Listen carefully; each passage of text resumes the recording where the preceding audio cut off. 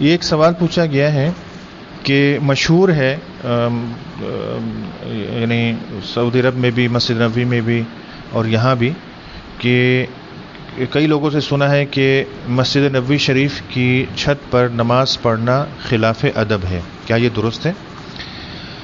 اچھا دیکھیں، اس میں جو ہے نا، ویسے تو شرعاً جو ہے مسجد نبوی کی جو چھت ہے، مسجد نبوی شریف کی جو چھت ہے، اس کے پر نماز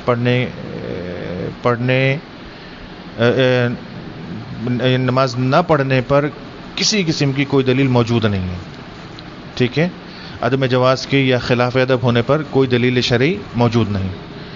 تو لہٰذا مسجد نبوی کی چھت پر بلا کراہت نماز پڑھنا جائز ہے. ہاں البتہ بس بعض لوگ ہوتے ہیں کہ وہ جو ہے اپنے ذوق کی بنا پر اور ذوق کی مناسبت سے روزہ مبارک کے جو قریب والا حصہ ہے اس میں چھت پر نماز جو ہے وہ نہیں پڑھتے اور اس کو سمجھتے ہیں کہ وہاں پر نماز پڑھنا خلاف ادب ہے.